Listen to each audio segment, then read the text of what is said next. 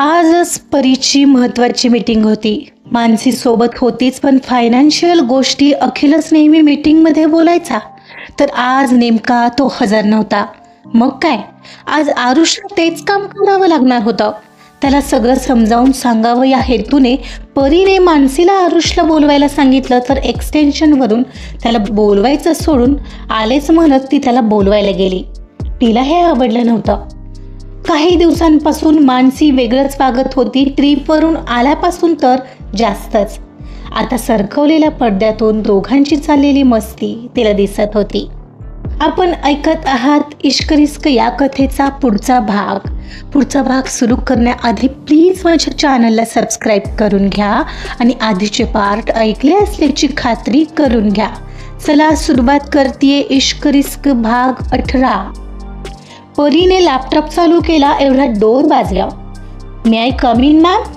आरुषचाच आवाज होता. Yes come in, ती म्हणाली. मला बोलावलं मॅम? बसा मिस्टर आरुष, जरा बोलायचं आहे तुमच्याशी. ओके, काही काम आहे का? मुद्द्याचं बोलते. मला तुमच्यासारखं फिरवून बोलता येत नाही. आज पहिल्यांदाच तुम्हाला हवं तसं झालं या ऑफिसमध्ये, पण इथून पुढे या डिमांड वाढतच जातील.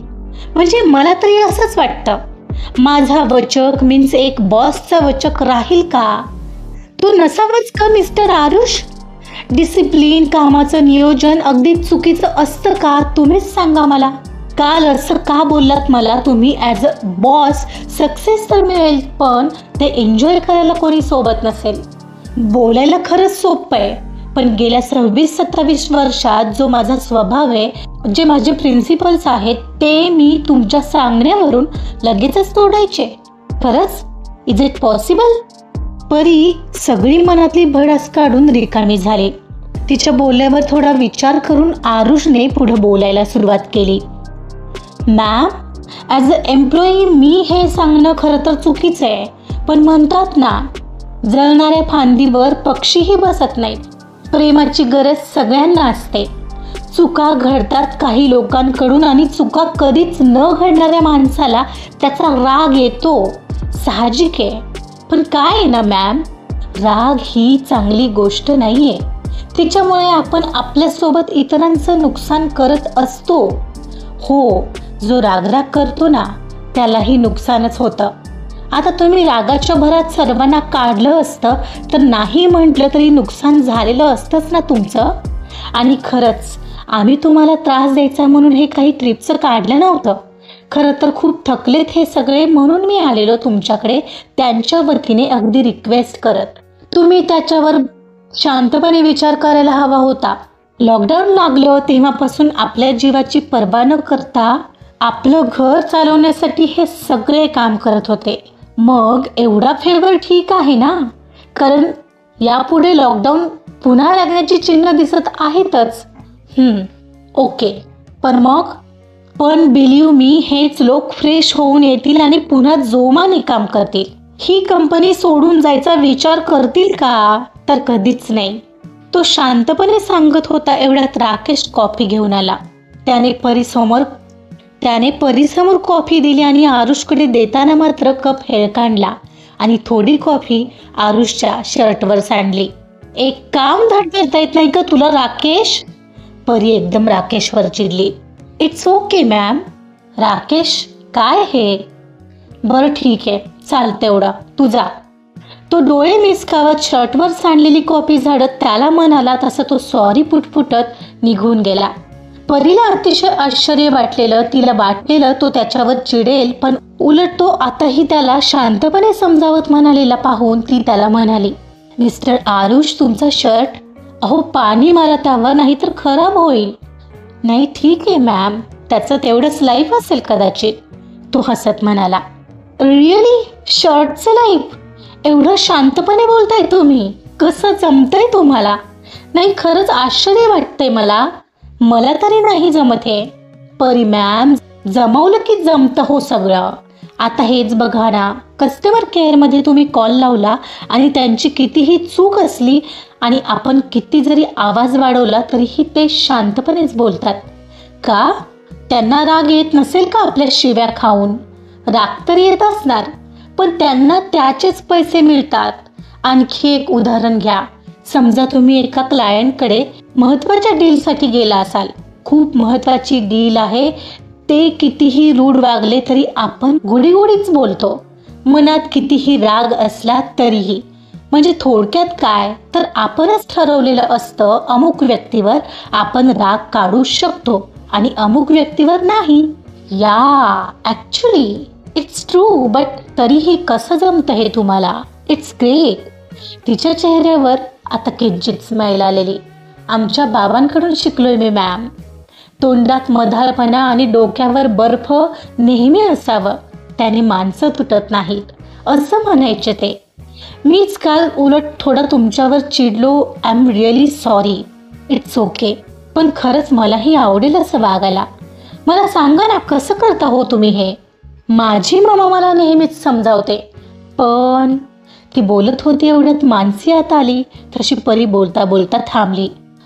मिस्टर आरुष, झाले माझं बोलून. Now go to your work. ती स्माईल करत जसं काही झालंच नाही असं म्हणाली. ओके मॅम म्हणत तो बाहेर निघून आला. मानसी आली की परीने अचानक त्याच्याशी बोलायचं थांबवलेलं पाहून आरुषला मात्र याने कोड्यात टाकलेलं. तो सुद्धा तिच्याबद्दल पॉझिटिव्ह झालेला. ती दिसते तितकी वाईट नाहीये. कदाचित तिला तो राग कंट्रोल कसा करायचा हेच समजत नाहीये. पण मनात एक अडी होती, ती तर बाहेर काढायची होती. तिला तिची चूक समजवायची होती. फक्त योग्य वेळेची वाट तो पाहत होता. त्याच सॅटर्डेला ठरल्याप्रमाणे ऑफिस स्टाफची ट्रिप जवळच्या ठिकाणी जाऊन आली. परी सोडून सगळेच गेले होते. तसंही ती मीटिंगच्या प्रिपेरेशनमध्ये बिझी होती. ट्रिपवरून आल्यावर सगळेच खरंच फ्रेश होऊन कामाला लागले होते. तो उत्साह त्यांच्या चेहऱ्यावर जाणवत होता. परीलाही त्या सगळ्यांना पाहून आता जरा समाधान वाटत होतं आणि नकळत आरुषच्या बाबत असणारं मत हळूहळू बदलू लागलेलं. त्याची शांतपणे एखादा प्रॉब्लेम सोडवायची हातोटी तिला त्याचं कौतुक वाटू लागलेलं. आजच तिची महत्त्वाची मीटिंग होती. मानसी सोबत होतीच, पण फायनान्शियल गोष्टी अखिलच नेहमी मीटिंगमध्ये बोलायचा, तर आज नेमका तो हजर नव्हता. मग काय, आज आरुषला तेच काम करावं लागणार होतं. त्याला सगळं समजावून सांगावं या हेतूने परीने मानसीला आरुषला बोलवायला सांगितलं. तर एक्सटेन्शनवरून त्याला बोलवायचं सोडून आलेच म्हणत ती त्याला बोलवायला गेली. तिला खरं तर आवडलंच नव्हतं हे. काही दिवसांपासून मानसी वेगळंच वागत होती. ट्रिपवरून आल्यापासून तर जास्तच. आता ही सरकवलेल्या पडद्यातून दोघांची चाललेली मस्ती तिला दिसत होती. काहीच वेळात म्हणजे जवळजवळ 5 मिनिटांनी मानसी आरुषसोबत केबिनमध्ये आली. मानसी, किती वेळ हा? तुला माहिती आहे ना त्यांना सगळं समजावून सांगायचंय? हो ग, मी सांगते समजावून त्याला सगळं. यू डोंट वरी. बरं का आरुष, ही फाईल आहे, ती जरा नजरेखालून घाल. हे सगळं तुला मीटिंगमध्ये बोलून दाखवायचंय. आत्तापर्यंतचा टर्नओव्हर आणि फायनान्शियल माहिती तू त्यांना प्रेझेंट करायची आहेस, ओके? आणि आपण एक अर्ध्या तासात निघू, तर तोपर्यंत तयार होशील? हो ठीक आहे म्हणत तो निघून गेला. मानसी तो जाताच परीकडे वळली. काय चाललंय का तुझं मानसी? खूप दिवसांपासून पाहते. हल्ली फारच क्लोज झालाय तुम्ही. अगं असं काही नाही आहे. म्हणजे अगं चांगला वागतो बोलतो तो म्हणून. म्हणून एवढंच का? का प्रेमात पडलीस त्याच्या? तिनं हसण्यावारी नेत विचारलं. अगं काही काय, अगं चांगला आहे तो तसा. म्हणजे तुझ्यापासून काय लपवणार मी परी. फ्रेंड म्हणून चांगला आहे तो. जशी तुझ्याशी फ्रेंडशिप झाली माझी तशीच त्याच्याशीही झाली. मानसी तिच्यापासून आताही लपवत म्हणाली. कारण प्रेम प्रकरण वगैरे तिला ऑफिस अवरमध्ये चाललं नसतं. ओ असं आहे का? नक्की फ्रेंडशिपच आहे ना? पण अरे तू असं काय विचारत आहेस? आपण मीटिंगचं बोलूया ना म्हणत विषय बदलत मानसी तिच्याशी मीटिंगचे मुद्दे डिस्कस करू लागली. पण परीच्या मनात मात्र का कोण जाणे त्याचाच विचार येत होता. मीटिंगला जायचं म्हणून तिघही खाली निघाले होते. एवढ्यात मानसीची नोटबुक विसरली म्हणून खाली आलेली मानसी वर जायला निघाली. मी आलेच, माझी नोटबुक राहिली आहे, ती घेऊन आले म्हणून ती वर निघून गेली. परी पुढे चालत होती आणि आरुष मागे होता. मीटिंगमध्ये कसं बोलायचं यावरच विचार करत चाललेला. परी फोनवर बोलत होती बहुतेक. ड्रायव्हरला कार घेऊन यायला सांगायला तिनं कॉल केला होता.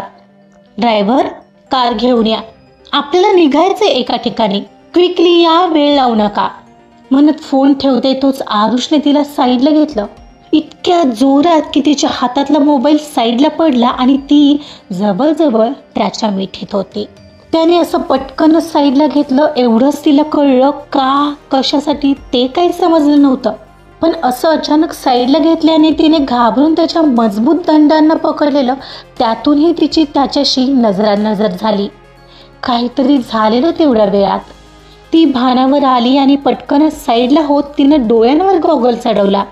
सॉरी परी मॅम, ते समोरून कार जोरात गेली सो म्हणून, आरुषने एक्सप्लेन करत तिचा खाली पडलेला मोबाईल उचलून तिच्या समोर केला.